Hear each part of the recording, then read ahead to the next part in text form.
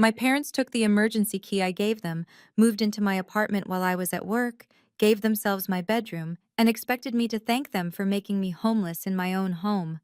They painted over my walls, they replaced my furniture, they packed my 200 books into boxes and left them in the public hallway like garbage.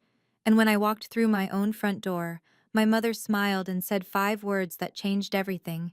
You can sleep on the couch. My name is Kira Appleton. I'm 32 years old and I paid $2,100 a month for that apartment. Every single dollar from my own pocket. I didn't scream, I didn't cry, I didn't beg them to leave. I made one phone call, and by the next morning they had nowhere to go. If you're watching this, please subscribe and let me know where you are watching from. There's a specific sound that haunts me to this day, the scrape of furniture being dragged across hardwood floors. Not by movers I hired, not by friends helping me rearrange, by my own parents, in my own apartment while I was at work. I gave them a key for emergencies. What I found when I came home early that Friday wasn't an emergency response. It was an invasion. My name is Kira Appleton. I'm 32 years old, and I work as a senior data analyst in Denver. For 6 years, I built my independence brick by brick. One afternoon, my parents tried to tear it all down with a smile and 5 words. We're moving in, sweetie. I didn't yell, I didn't cry, I made one phone call. If you're watching this, please subscribe and let me know where you are watching from. Let me take you back to before everything fell apart. My apartment sat on the 3rd floor of a red brick building in Capitol Hill, one of Denver's oldest neighborhoods. 650 square feet of space that I'd transformed into something that felt like breathing. A wall of books, 203 to be exact, lined the space between my bedroom door and the kitchen. My desk faced the window overlooking Cheeseman Park, where every morning I'd watch joggers loop the path while I drank my coffee. I paid $2,100 a month for that place. Every single dollar came from my own account. That number might sound like a lot, and honestly, it was. But after 6 years of climbing from entry-level analyst to senior position, after watching my salary grow from $42,000 to $87,000, that rent check represented something more than money. It represented proof. Proof that the girl who left Pueblo, Colorado with $800 and a second-hand Honda could build a life on her own terms. My morning routine was sacred. Wake at 6. French press coffee. The good stuff, not the instant garbage I survived on in my 20s. 30 minutes of reading before the chaos of work emails began. Then the 15-minute walk to the office, past the coffee shops and yoga studios that made Capitol Hill feel like a village inside a city. I'd earned that routine. I'd earned that apartment. I'd earned the right to arrange my books alphabetically by author and leave my running shoes by the door and eat cereal for dinner if I wanted to. For the first time in my life, I had a space that was completely, entirely mine. I just didn't realize how quickly someone could try to take that away. The phone call came 3 weeks before everything changed. It was a Tuesday evening. I was reviewing quarterly reports when my mother's name lit up my screen. I almost let it go to voicemail. I had a deadline. But guilt won, the way it always did. Hi, Mom. Kira, honey, are you eating enough? You sound tired. I wasn't tired. I was focused. But explaining the difference to my mother was like explaining color to someone who only saw in black and white. I'm fine, Mom. Just working. Always working. You know, your brother manages to have a life and a career. Brandon just made junior partner at his firm. Did I tell you? She had, 4 times. That's great for him. And he bought that beautiful house in Cherry Creek. 4 bedrooms. Sarah's already talking about nurseries. My mother's voice carried that particular tone, the one that made comparisons sound like concern. Meanwhile, you're still renting, throwing money away every month. When are you going to settle down? I closed my laptop. This conversation required my full attention, if only to survive it. Mom, I have an emergency fund. 6 months of expenses saved. My 401k is... Brandon bought his house at 28. You're 32, Kira. 32 and alone in a rental. I swallowed the response I wanted to give. I'd learned years ago that arguing with my mother was like arguing with weather. You couldn't win, you could only wait for it to pass. I know, Mom. We just worry about you, honey. A girl alone in the city. Who's going to take care of you? Before I could answer, she dropped it casually, like mentioning the weather. Oh, by the way, your father and I sold the house, the Pueblo house, finally closed last week. The key situation started 8 months before that phone call. My parents had driven up from Pueblo for my birthday, a 4-hour trip they made twice a year, always with commentary about Denver traffic and parking costs. We'd had dinner at a mid-range Italian place, and afterward, my mother had walked through my apartment like a health inspector, running her finger along surfaces. You should let me come up more often, she said. Help you keep this place organized. It is organized, Mom. Organized for you, maybe. She picked up a stack of books I'd left on the coffee table. What if we came to visit and you were stuck at work? We'd be standing in the hallway like strangers. My father nodded from the couch, backing her up the way he always did. Silent support for whatever my mother decided. I don't know, Mom. It's really just for emergencies. Exactly. Emergencies. What if something happened to you? What if you fell in the shower and couldn't get to your phone? We'd have no way to help. The guilt landed exactly where she aimed it. I made a copy of my key the next day. Only for emergencies, I said when I handed it over. Real emergencies. Of course, honey. What else would we use it for? Over the following months, I came home 4 times to find things slightly rearranged. Dishes I'd left in the sink, washed and put away wrong. My mail stacked in a different order. Once, my closet had been reorganized by color instead of season. I was just tidying up, my mother said when I called. You should be grateful. I let it go. It was just cleaning. It wasn't worth the fight.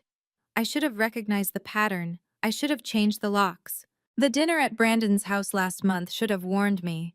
My brother lived in Cherry Creek, in a 4-bedroom colonial that cost more than I'd earn in a decade.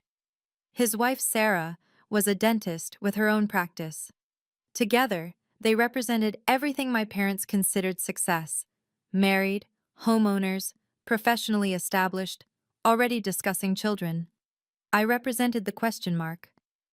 Brandon's been promoted to junior partner, my mother announced to our aunt and uncle over video call, her phone angled to capture my brother's modest shrug. The youngest in his firm's history. Everyone applauded. I clapped too, genuinely happy for him. Brandon worked hard. He deserved recognition. And Kira, my mother continued, the phone swinging briefly toward me, is still doing her computer thing. I got a 12% raise last quarter, I offered. And I'm leading the analytics team for our biggest client. My mother nodded, already turning back to Brandon. Sarah, tell everyone about the nursery plans. That was the pattern. Brandon's achievements were celebrated, analyzed, shared with extended family like press releases. Mine were acknowledged with the enthusiasm of reading a grocery list. After dinner, I found Brandon in the kitchen, loading the dishwasher. You know how Mom is, he said when I mentioned the video call. She doesn't mean anything by it. I know. She just worries about you. We all do. I'm fine, Brandon. I have a good job, a nice apartment, but you're alone. He said it gently, like he was delivering difficult news. That's what scares her. I didn't argue. There was no point. But all of that, the comparisons, the worry, the subtle dismissals, was just the prelude. What happened the following Friday changed everything. Friday, March 15th. 3:47 in the afternoon. I remember the exact time because I'd checked my phone in the elevator, feeling pleased with myself. My team had finished the Henderson account analysis 2 days ahead of deadline, and my manager had sent me home early as a reward. I was already planning my evening, take-out Thai food, a glass of wine, maybe starting that novel I'd been putting off. The first thing I noticed was the smell. Paint. Fresh paint, sharp and chemical, seeping under my door. I stood in the hallway for a full 10 seconds, key in hand, trying to make sense of it. Had maintenance come by? Had there been a leak I didn't know about? I opened the door. Country music, the twangy kind my mother loved and I'd always hated, drifted from a portable radio I didn't own. My living room walls, which I'd carefully painted sage green when I moved in, were now beige. Builder beige. The color of waiting rooms and rental properties that didn't care about character. My couch, the mid-century modern piece I'd saved 6 months to buy, had been shoved into the corner. In its place sat a brown leather sectional I recognized from my parents' house in Pueblo. What the? I walked further in, my heart pounding. The kitchen counter held unfamiliar appliances, a bread maker, a coffee percolator, a stand mixer in harvest gold. My sleek French press was nowhere in sight. The hallway stopped me cold. 12 cardboard boxes, stacked against the wall. I recognized the handwriting on the labels, my mother's neat script. Kira's books, Kira's desk items, Kira's bedroom misc. My bedroom. I pushed open the door and found my parents' king-size bed where my queen had been, their dresser, their nightstands, their reading lamps, my things, my bed, my furniture, my life, had been packed into boxes and stacked in the hallway like items waiting for a garage sale. 3 more boxes sat outside my apartment door, in the public hallway where anyone could take them. My 203 books, boxed up like trash. Surprise! My mother emerged from the bathroom, her hair wrapped in one of my towels, wearing a robe I'd never seen before. She smiled like she was revealing a birthday present. "You're home early. We wanted to have everything set up before you got back." I couldn't form words. My mouth opened, closed, opened again. "Mom, what is this? Isn't it wonderful?" She spread her arms, gesturing at the beige walls, the leather furniture, the complete erasure of everything I'd built. "We're moving in. Your father and I talked about it, and it just makes so much sense."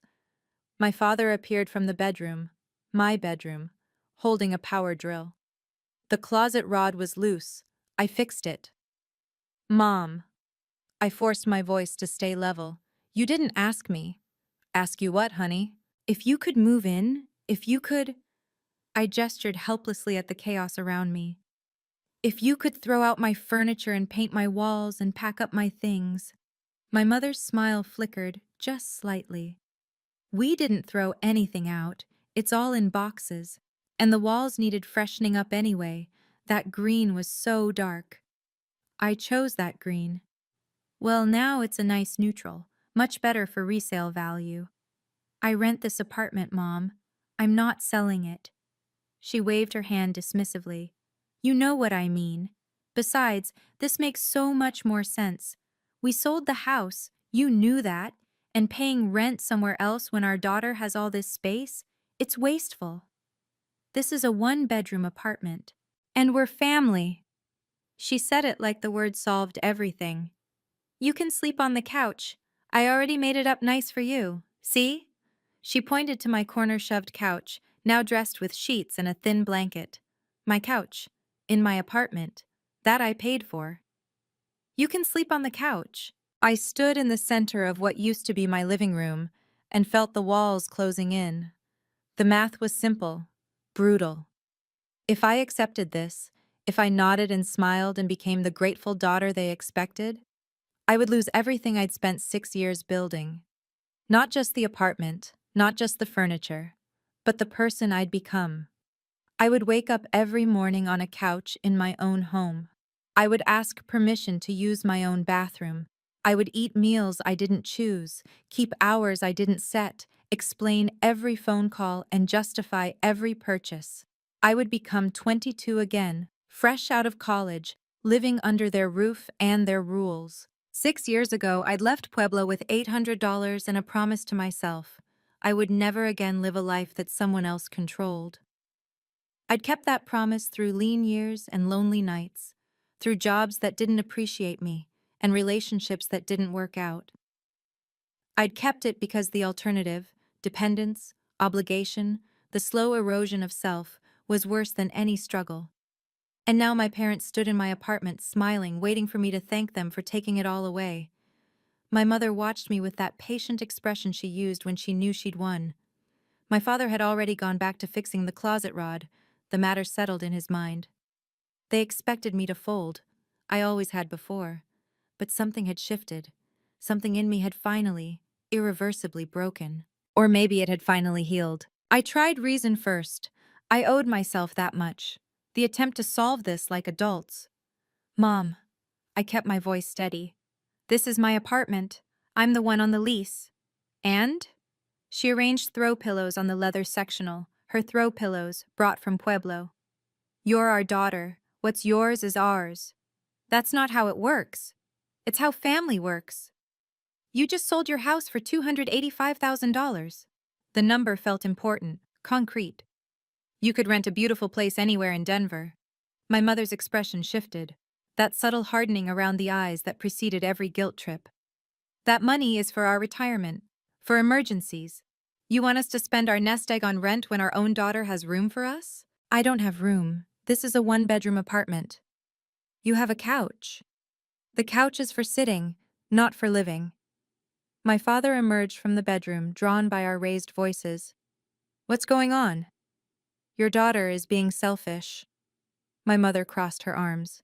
After everything we've done for her. I'm not being selfish. I'm asking to be consulted about my own home. Consulted? My father's voice carried that disappointed weight I'd been trained since childhood to fear. We're your parents, Kira. We don't need to ask permission. Yes, you do. The words hung in the air, foreign and sharp. I'd never said them before, not to my parents, not about anything that mattered. My mother's face went through several expressions: shock, hurt, and finally, that familiar righteous anger. After everything we sacrificed for you, the dance lessons, the college tuition, the car we bought you for graduation, and this is how you repay us? She was loading the guilt cannon. I knew the pattern. I'd been dodging it my whole life. This time, I didn't dodge. My mother started crying. Not loud, dramatic sobs. She was too skilled for that. These were quiet tears, the kind that made you feel like a monster for causing them. She dabbed at her eyes with the sleeve of her robe, her voice breaking at strategic intervals. I carried you for 9 months. I gave up my career to raise you. I sat up with you when you were sick, drove you to every practice, every recital, every... She paused for a shaky breath. And now you treat me like a stranger, like I need an appointment to see my own daughter. The guilt rose in my chest, automatic and familiar. 20 years of conditioning made me want to apologize, to take it back, to smooth things over. But I thought about my books, boxed up in the hallway, my walls painted over, my bed replaced. Mom, I'm not saying you can't visit. I'm saying you can't move in without asking. What's the difference? We're family. Family doesn't have boundaries. Everyone has boundaries. Grandma Ruth is going to be heartbroken when she hears about this. My mother's tears dried remarkably fast. The whole family will know how you treated us. Your aunts, your uncles, your cousins, they'll all know that Kira Appleton threw her parents out on the street. I'm not throwing you anywhere. You have money. You have options. We have a daughter who should want us here. My father put his hand on my mother's shoulder, united front. Your mother's right, Kira. Think about what you're saying. Think about how this looks. I thought about it. And then I thought about the lease agreement in my filing box. Section 12.3, Early Termination Clause. I'd read it 3 times before signing, the way I read everything. I had options too. I took a breath, then another. My mother watched me with that patient, victorious expression, the one she wore when she knew I was about to cave. She'd seen it 100 times before. The slight drop of my shoulders, the apologetic tilt of my head, the surrender. Not today. Okay, I said quietly. I need some air. I'm going to take a walk. My mother's smile bloomed. Good idea, honey. Clear your head. When you come back, I'll have dinner started. I brought my pot roast recipe. You always loved that. I hated her pot roast. I'd told her that at least a dozen times over the years. She'd never once heard me. Sure, Mom. I picked up my purse from the kitchen counter. They hadn't moved that at least. Then I walked to the corner where they'd stacked my boxed belongings and found the one labeled Kira's desk items. Inside, beneath a layer of office supplies and old birthday cards, was my filing folder. What are you looking for? My mother's voice had an edge now. Just some work papers. I pulled out the folder, slipped it into my purse, and grabbed my laptop bag from where it leaned against the wall. Then I walked to the door. Kira, my father's voice stopped me. Don't do anything rash. I looked back at them, my parents, standing in my apartment, surrounded by their furniture, their paint, their absolute certainty that they had the right to be there. I'm just taking a walk, Dad. I closed the door behind me and walked to the elevator. My hands weren't shaking. My heart wasn't racing. I felt something I hadn't expected. Calm. Complete crystalline calm. In my purse, the lease agreement waited. Section 12.3, Early Termination. I pulled out my phone and scrolled to Marcus Webb's number. Marcus picked up on the second ring. Highland Property Management, this is Marcus. Hi, Marcus, it's Kira Appleton, Unit 4B. Hey, Kira. His voice was warm, familiar. We'd chatted dozens of times over the years about the building's quirks, the best takeout in the neighborhood, the time a pipe burst on the fourth floor, and he'd worked until midnight to fix it. Everything okay? I was standing on the sidewalk outside my building, watching the late afternoon sun paint the brick facades gold. Everything was not okay. Everything was the opposite of okay. I need to invoke the early termination clause. Section 12.3. A pause. That's sudden. You sure about this? I'm sure. Okay. I heard papers shuffling. Let me pull up your file. Section 12.3 requires 30 days notice or a penalty equal to 1 month's rent. Since you're asking for immediate termination, that would be $2,100 deducted from your security deposit. That's fine. You'll need to vacate within 72 hours of the termination date. I can process the paperwork today if you want. Have everything official by 5. I checked my watch. 4:12. Please do that, Marcus. Kira. He hesitated. Is everything all right? You've been a great tenant. If there's something wrong with the unit, maybe we can work something out. The unit's fine. It's a personal matter.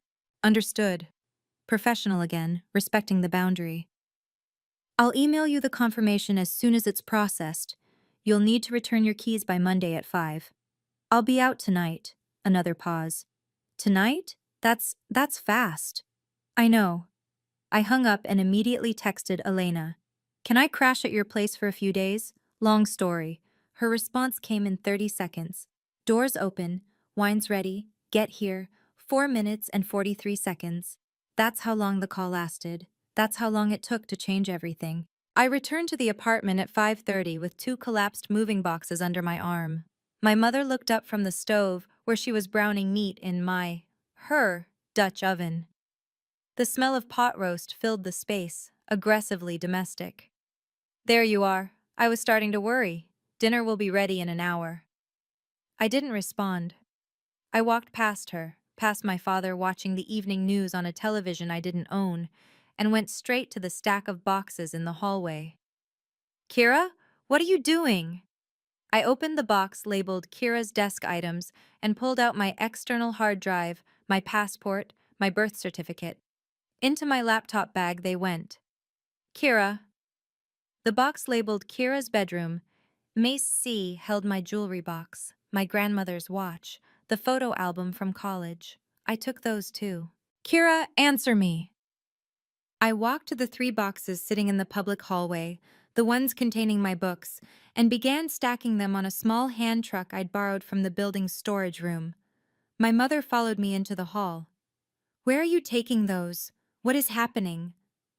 I have some things to take care of. What things? Dinner is almost ready.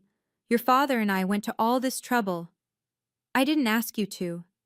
Her face went through that familiar sequence: confusion, hurt, anger. You're being ridiculous. Put those boxes back and come eat with your family. I loaded the last box onto the hand truck. My books, 203 of them, 8 years of collecting, of finding treasures in used bookstores and library sales. She'd packed them up like they were nothing. I have to go, Mom. Go where? I didn't answer. I pushed the hand truck toward the elevator, my laptop bag over my shoulder, my life's most important documents pressed against my hip. Behind me, my mother called out, "Kira Appleton, you come back here right now." I didn't look back. Elena's apartment in Wash Park smelled like lavender and safety. She opened the door before I could knock, took one look at my face, and pulled me inside without a word.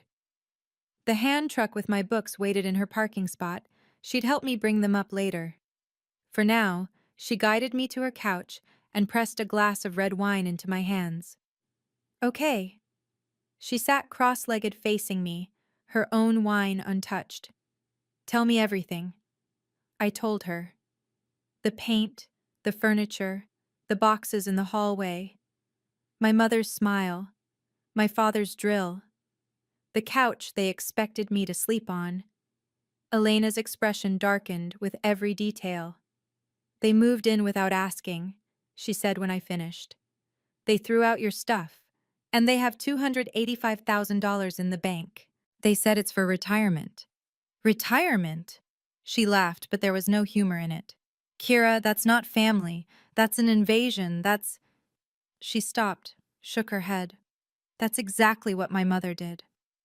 I'd known Elena for 4 years, but she rarely talked about her family. I knew there'd been a falling out. I knew she hadn't spoken to her mother in 5 years. I'd never asked for details. She showed up at my first apartment after college, Elena said quietly. Moved herself in while I was at work. Said I owed her for raising me. I spent 8 months sleeping on an air mattress in my own living room before I finally... She took a breath. Before I finally understood that guilt isn't love, and obligation isn't family. My mom said I'm being selfish. Your mom is gaslighting you. Elena leaned forward. You're not selfish for wanting your own space. You're not ungrateful for having boundaries. You're not a bad daughter for refusing to be controlled. For the first time since walking into my transformed apartment, I felt something loosen in my chest. I terminated my lease. Elena's eyes widened. You what? My phone buzzed at exactly 8:47. The email from Highland Property Management sat at the top of my inbox, its subject line clinical and final, lease termination confirmation, Unit 4B, Capitol Hill. I opened it with Elena reading over my shoulder. Dear Ms. Appleton, this email confirms the termination of your lease agreement for Unit 4B at Highland Apartments, effective immediately per Section 12.3 of your rental agreement. The early termination penalty of $2,100 has been deducted from your security deposit of $4,200. The remaining balance of $2,100 will be refunded within 30 business days. Please vacate the premises by Monday, March 18th at 5:00 p.m. and return all keys to the property management office. Thank you for your tenancy. We wish you well in your future endeavors. Best regards, Marcus Webb. Property Manager, Highland Apartments.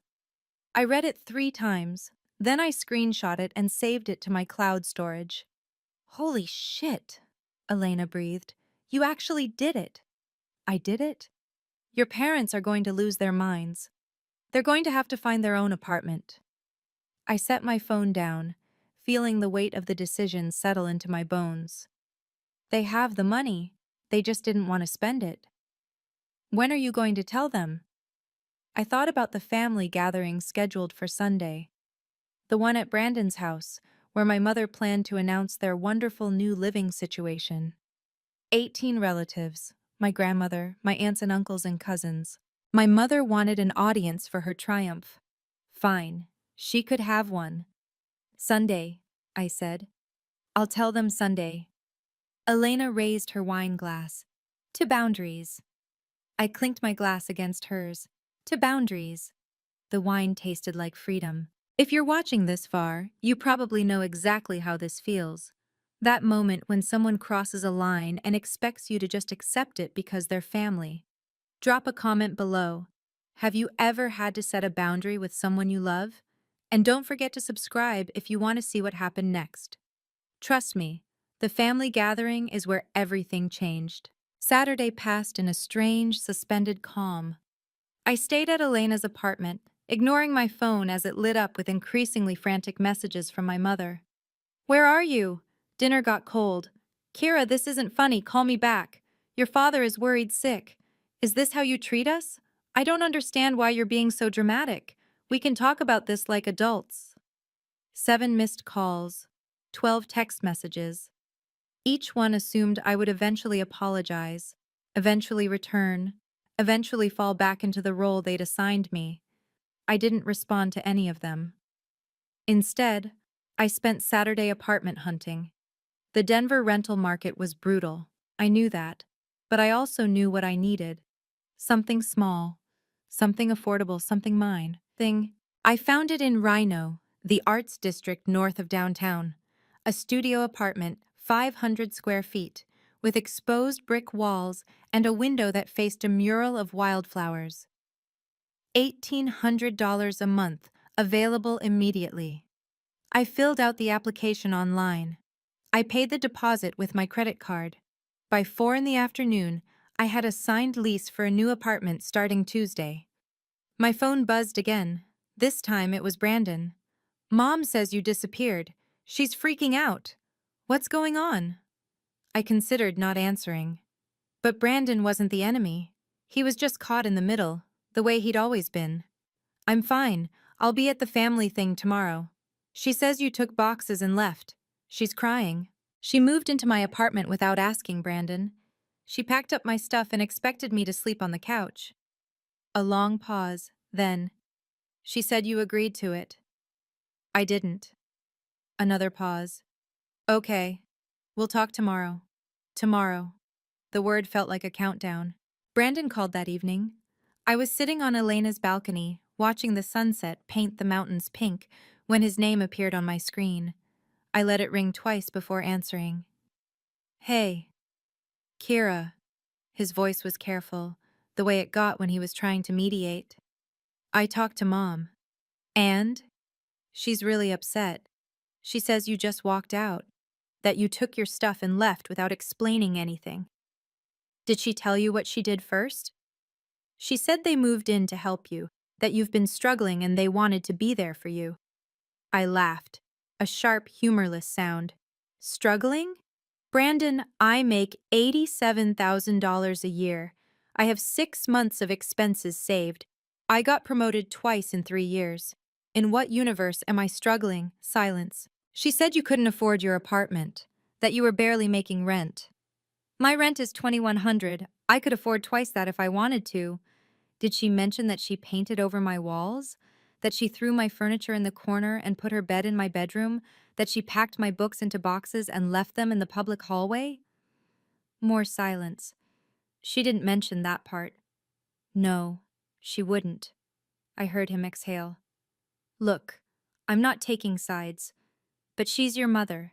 And tomorrow, the whole family is going to be at my house, and she's planning to announce that she and Dad are living with you now. If you're going to say something, maybe what? Maybe I should just go along with it, smile and nod while she tells everyone how grateful I am. I'm just saying, maybe talk to her privately first, before it becomes a whole thing. It's already a whole thing, Brandon. She made it a thing when she moved into my apartment without asking. He didn't have an answer for that. Sunday, 2 in the afternoon, Brandon's house in Cherry Creek. I parked on the street 3 houses down and sat in my car for a full 5 minutes before going in. Through the front windows, I could see people moving, gathering, the familiar shapes of relatives I'd known my whole life. 18 people. That's what Brandon had said.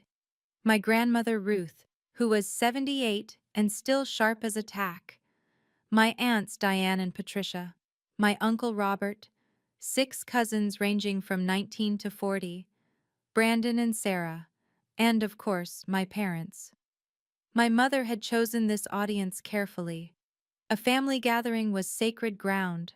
a place where disagreements were smoothed over, where unity was performed, where anyone who disrupted the peace became the villain. She expected me to play my role, the grateful daughter, the lucky girl whose parents loved her so much they'd moved 4 hours to be close to her.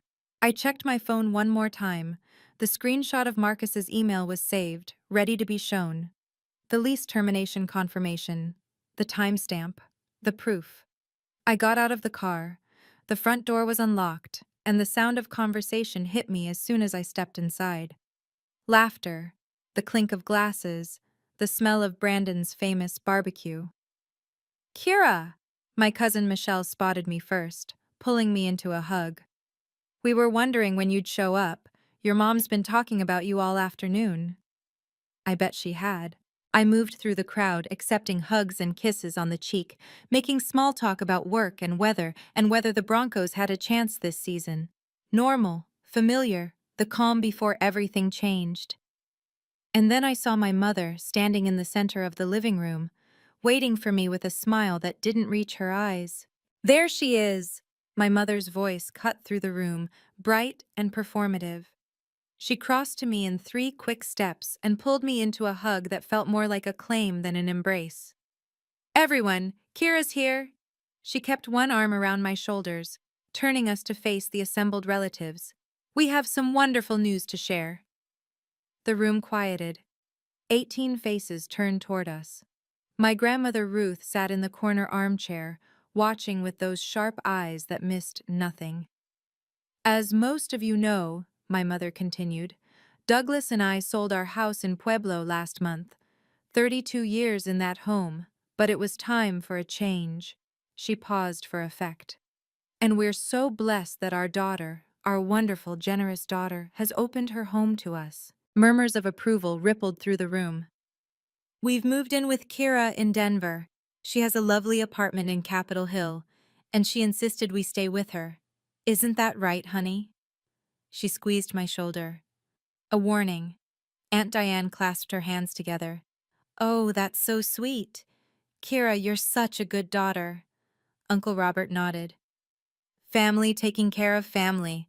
That's how it should be. Cousin Tyler raised his glass. To Kira, the best daughter in the Appleton family. I stood frozen as relatives toasted me, their faces warm with approval for a generosity I'd never offered. My mother beamed beside me, her victory complete. She even gave us her bedroom, my mother added. Can you imagine? She's sleeping on the couch so we can be comfortable. That's the kind of daughter we raised. Grandma Ruth's eyes found mine across the room. She wasn't smiling. She wasn't toasting. She was watching, waiting, reading something in my face that no one else seemed to see. My mother squeezed my shoulder again. Say something, honey. Don't be shy. The room waited. 18 people, wine glasses raised, smiles expectant. My mother's arm around my shoulders like a vice. My father standing behind her, nodding along, already accepting the applause for their wonderful family values. Kira. My mother's voice dropped to a whisper only I could hear. Don't you dare embarrass me.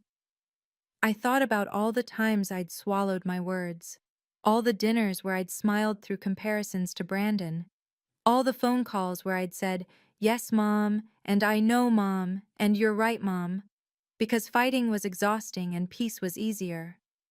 I thought about my books in boxes, my walls painted over, my bed replaced. I thought about the couch. Kira? Aunt Diane's smile faltered slightly.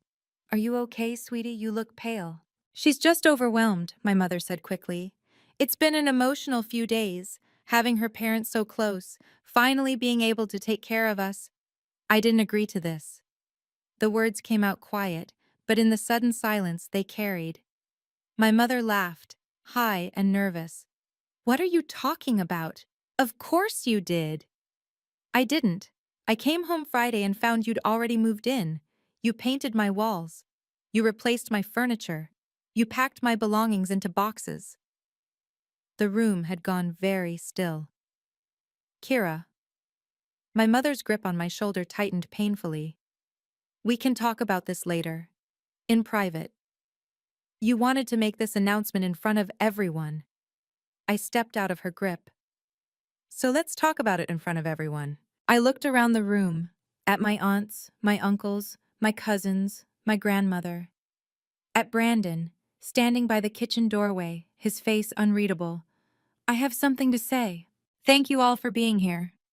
I kept my voice steady, the way I did in work presentations when the stakes were high and the room was skeptical, calm, factual, unshakable.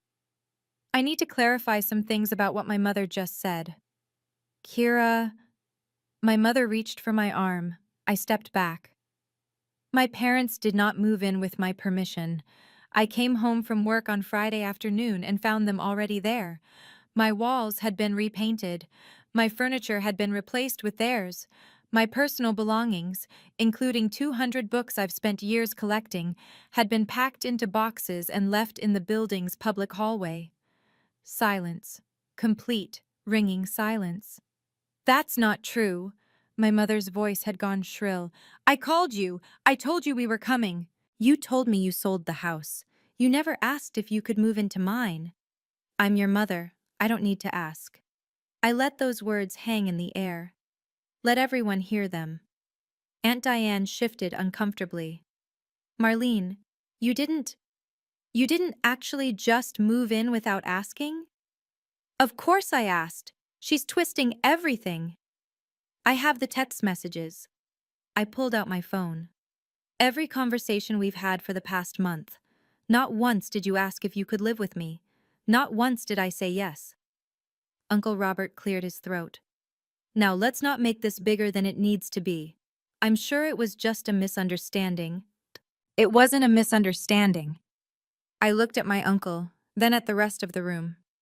My parents have $285,000 from selling their house.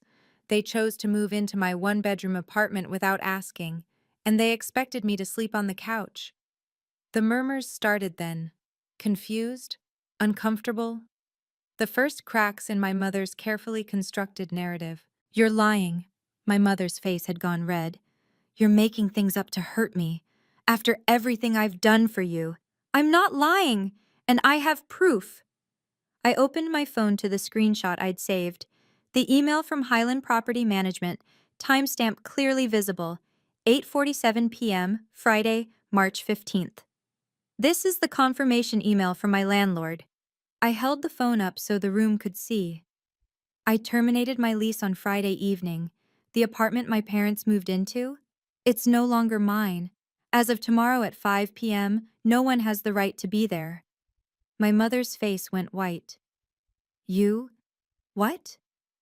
I invoked the early termination clause in my rental agreement. Section 12.3. I paid a penalty of $2,100 and I'm required to vacate by tomorrow evening. You can't do that. My father stepped forward, his voice rising. That's our home now. It was never your home. It was my apartment, on my lease, paid for with my money, and I chose to end that lease.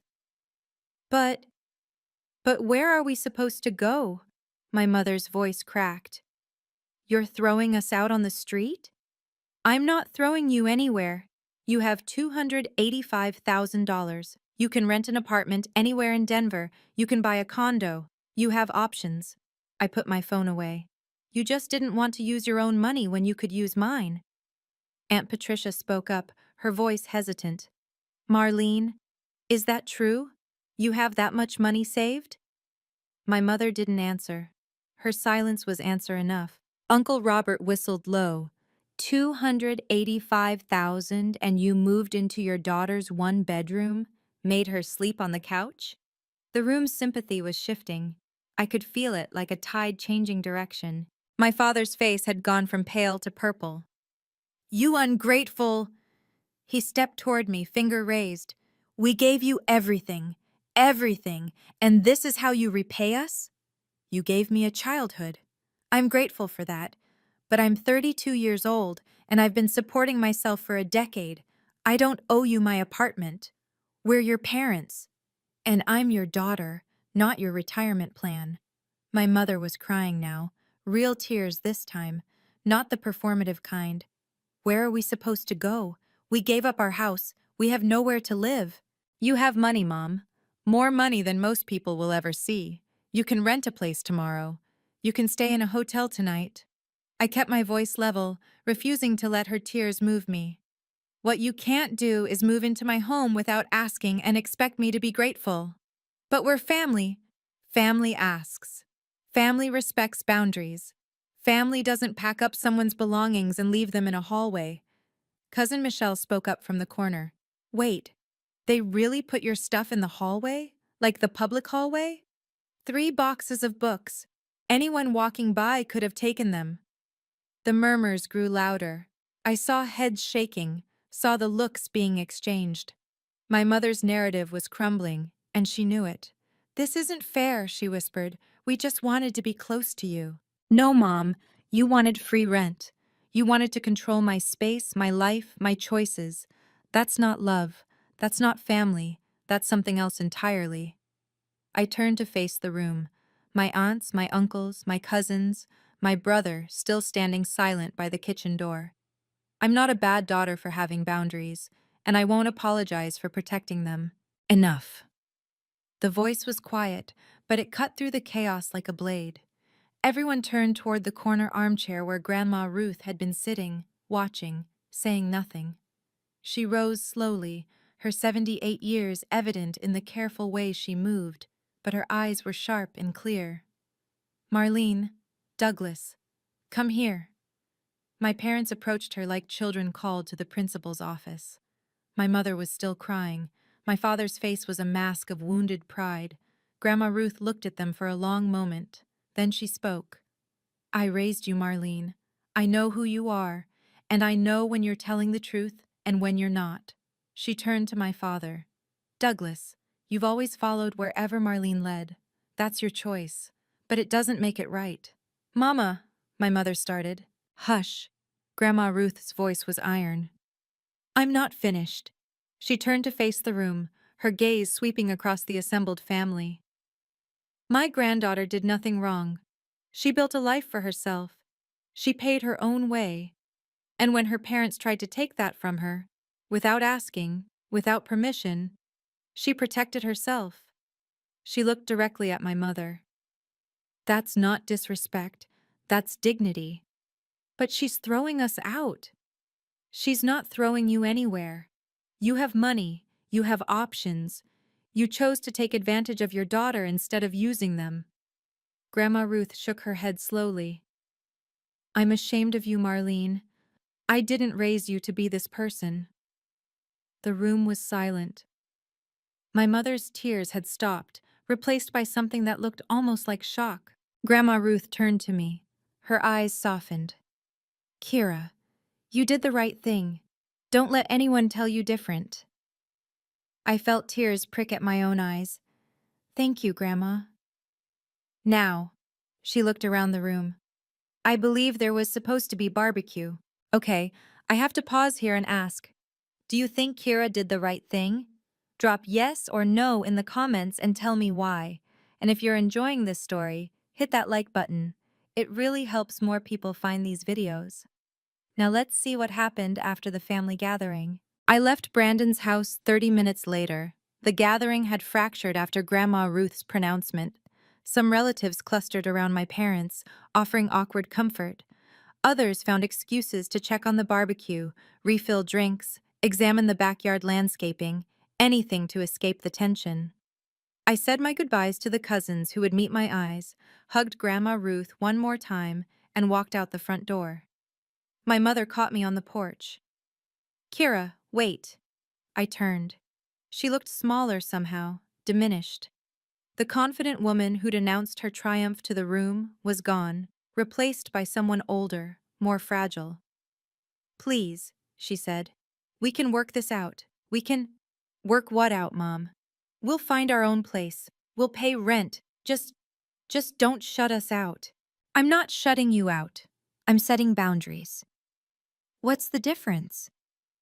I thought about how to explain something I was only beginning to understand myself. The difference is that I still love you. I just can't let you control me anymore. I took a breath.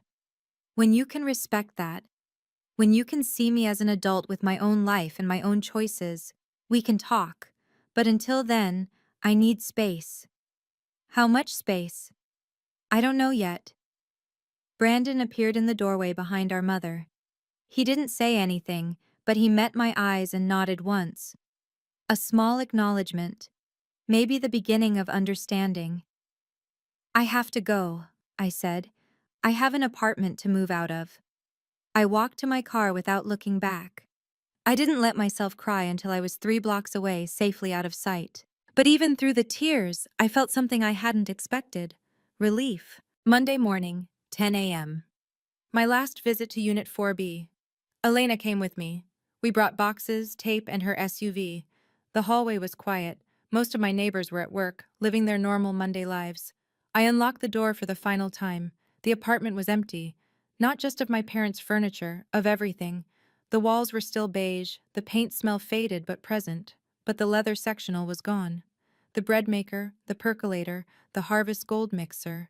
Even the curtains they'd hung had been removed. On the kitchen counter sat a single piece of paper. My mother's handwriting. We took our things. We're staying at a hotel until we find a place. I hope you're happy. I folded the note and put it in my pocket.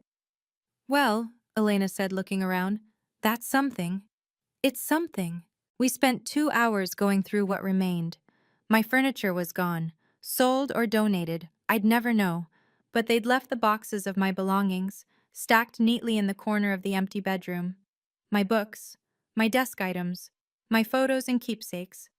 I loaded everything into Elena's SUV. At 4:30, Marcus met me in the lobby. All set? He asked. All set. I handed over my keys, both of them, the original and the copy I'd given my mother 8 months ago. Thanks for everything, Marcus. You made this easier than it could have been. You were a good tenant, Kira. I hope things work out. I looked back at the building one more time. 3rd floor, corner unit.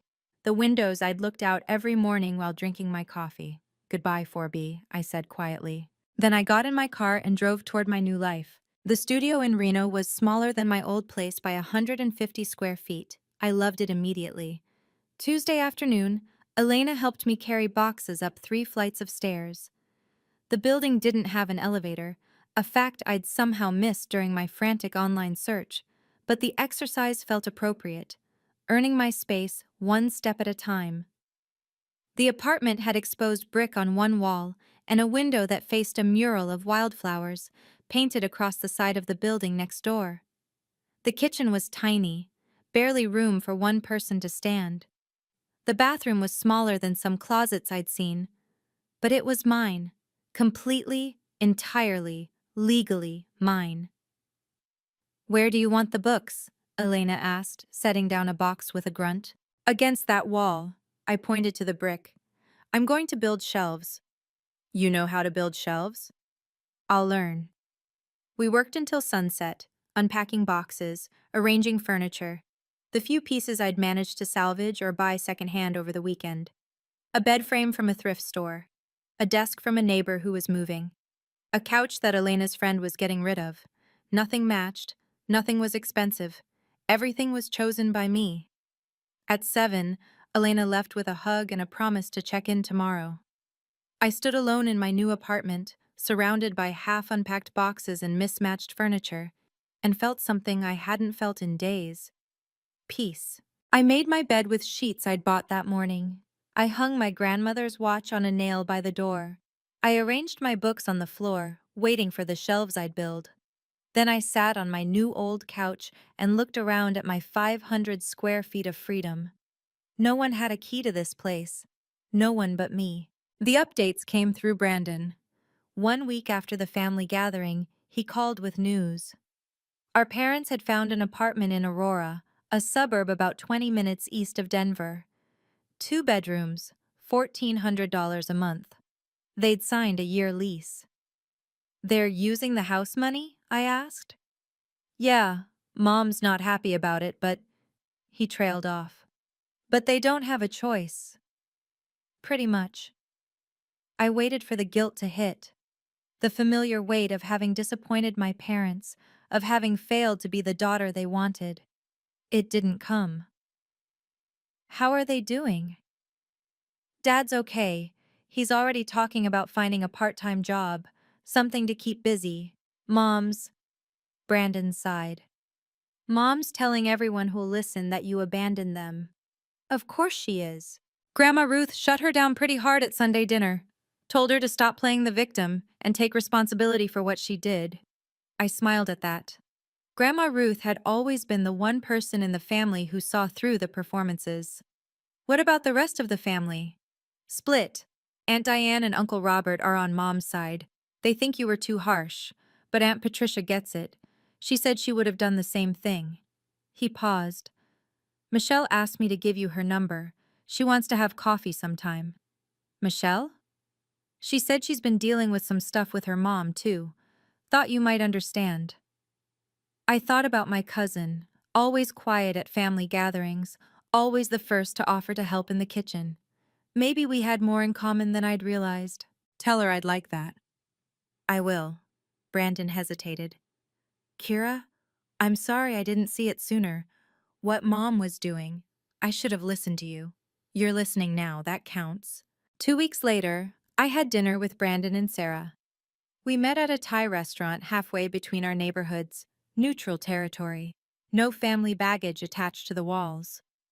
Sarah ordered for the table, while Brandon and I navigated the strange new landscape of our relationship. I've been thinking about what happened, he said, pushing pad thai around his plate. About how I just believed Mom, without questioning it. You've always believed her. We both did. Yeah, but you stopped. You saw through it. He looked up at me. When did that happen? I thought about it. Honestly, when I saw my books in boxes in the hallway, that was the moment I realized she didn't see me as a person. She saw me as an extension of herself, someone who existed to meet her needs. That's heavy. It's also true. Sarah reached over and squeezed Brandon's hand. Your mom called last week. She wanted us to talk to Kira, convince her to apologize. What did you say? I said Kira didn't do anything wrong, and if anyone should apologize, it's them. Sarah smiled. Your mother hung up on me. I'm sorry. Don't be. I've been waiting 5 years to say that. Brandon laughed. A real laugh, surprised out of him. Sarah never liked Mom's visits. Your mother rearranged my spice cabinet 3 times, by expiration date. Sarah shook her head. Who organizes spices by expiration date? I found myself laughing too. It felt strange, laughing about my mother with people who understood. I want us to be closer, Brandon said. You and me. I know I've been the good son for too long, but you're my sister. That should matter more than keeping Mom happy. It does matter. It always has. So, dinner once a month? Just us? I smiled. I'd like that. The call came 3 weeks after everything fell apart. I was sitting at my new desk, the second-hand one, positioned by the window with the wildflower mural view, when my mother's name appeared on my screen. I let it ring 4 times before answering. Hello, Mom. Kira. Her voice was carefully controlled. I think we need to talk. Okay. Your father and I are settled now. We have an apartment. It's not what we wanted, but we're making do. A pause, loaded with unspoken accusations. I've had time to think about what happened. And? I think you overreacted. We were trying to help you, and you threw it back in our faces. But I'm willing to forgive you if you're willing to apologize. I closed my eyes, even now after everything she couldn't see it. Mom, I'm not going to apologize for having boundaries. Boundaries.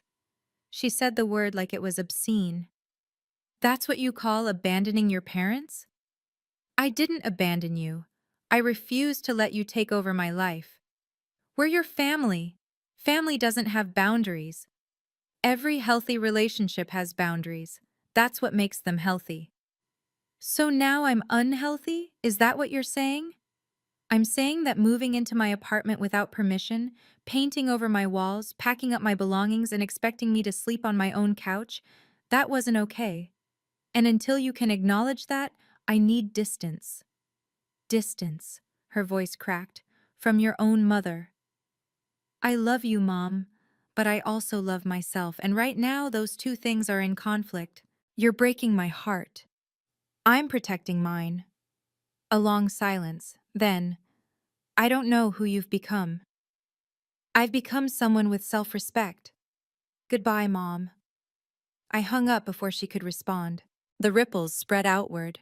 In the weeks that followed, I learned who my real allies were. Grandma Ruth called every Sunday, her voice warm and steady across the phone line. You're doing the right thing, she'd say. Don't let anyone tell you different. Cousin Michelle and I met for coffee twice. She was dealing with her own mother, Aunt Diane, who had similar tendencies toward control disguised as concern.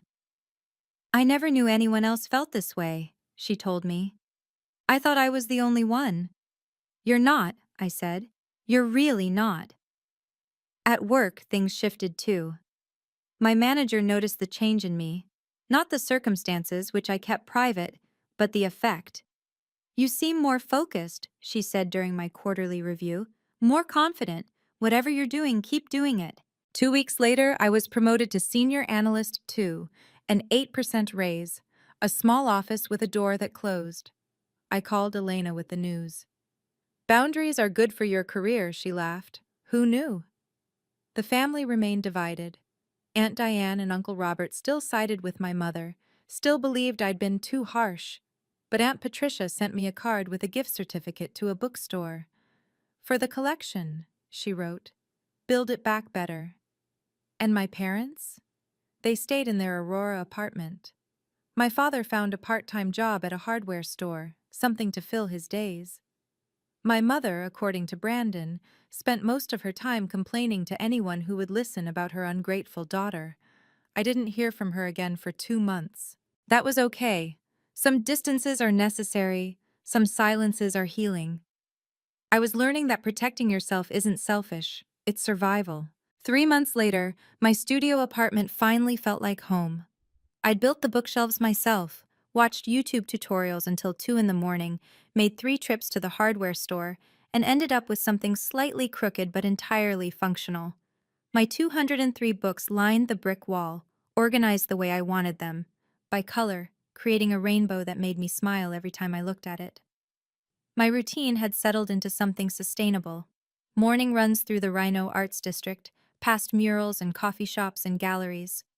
Work that challenged me without consuming me. Dinners with Brandon and Sarah once a month. Sunday calls with Grandma Ruth. Occasional coffee dates with Michelle, who was slowly building her own boundaries with Aunt Diane. I'd even started dating again. Nothing serious yet. Just coffee with a software developer named Marcus. Different Marcus, no relation to my former building manager, who made me laugh and didn't seem threatened by a woman who knew her own mind. The contact with my parents had settled into something manageable. A phone call every 2 weeks, carefully surface level. How's the weather in Aurora? Fine. How's work? Fine. No deep conversations, no guilt trips, no expectations. My mother still didn't understand. Maybe she never would. But I'd stopped needing her to. I was sitting by my window one Saturday morning, coffee in hand, watching the light change across the wildflower mural, when I realized something. I wasn't angry anymore. Not at my parents, not at myself, not at the situation that had forced me to make impossible choices. I was just free. Free to build a life on my own terms. Free to love my family without losing myself. Free to be Kira Appleton, 32 years old, finally at home in her own skin. If you'd asked me a year ago what family meant, I would have said sacrifice. I would have said putting others first, always. I would have said that good daughters don't have boundaries, they have obligations. I was wrong. Family isn't about erasing yourself to make others comfortable. It's not about accepting mistreatment because the person hurting you shares your DNA. It's not about sleeping on your own couch while someone else takes your bed and calls it love. Real family, the kind worth having, is built on respect. On seeing each other as separate people with separate needs. On asking instead of assuming. On accepting no as a complete sentence. I learned 3 things from what happened with my parents. First, boundaries aren't walls, they're doors. You get to decide who comes in and under what conditions. That's not selfish. That's healthy. Second, you can love someone and still recognize that they're hurting you. Those two things aren't mutually exclusive. Acknowledging the harm doesn't erase the love. It just means you're being honest about both. Third, you can't change other people. You can only change how you respond to them. My mother may never understand why I did what I did. She may go to her grave believing I abandoned her, but her understanding isn't required for my healing. I don't regret the phone call to Marcus. I don't regret walking out of that apartment with my books in boxes. I don't regret standing in Brandon's living room and telling the truth in front of 18 relatives. I only regret not doing it sooner. If you're watching this and you see yourself in my story, if you're sleeping on a metaphorical couch in your own life, I want you to know something. You deserve better, and you're allowed to claim it. So that's my story. I gave my parents a key for emergencies, and they used it to try to take over my life. I made one phone call and took it all back. Some people will watch this and think I was cruel, that I should have talked it out, compromised, found a way to make everyone happy. But here's the thing about boundaries. They only work if you're willing to enforce them. And sometimes, enforcement looks like walking away. My parents have their apartment now. They're fine. They have money, they have each other, they have a life that doesn't depend on controlling mine. That's not cruelty. That's reality. And me? I have a studio apartment with crooked bookshelves and a view of wildflowers. I have a brother who's learning to see me as a person instead of a peacekeeper. I have a grandmother who calls every Sunday to tell me she's proud. I have a career that's growing, friendships that matter, and a future I'm building with my own hands. Most importantly, I have myself. The version of me that knows her worth and isn't afraid to protect it. If you're watching this, and you're dealing with family members who don't respect your boundaries, who take without asking, who guilt without listening, who love you in ways that feel more like control, I want you to know, you're not alone. And you're not wrong for wanting something different. You can love your family and still protect yourself. You can set boundaries without being a bad person. You can choose yourself and still be worthy of love.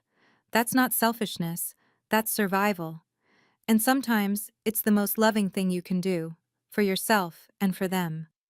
Thanks for listening to my story. If this story resonated with you, please subscribe and hit that notification bell so you don't miss the next one. Drop a comment below telling me, have you ever had to set a hard boundary with someone you love? I read every comment, and I'd love to hear your experience. And if you want more stories about family, boundaries, and finding your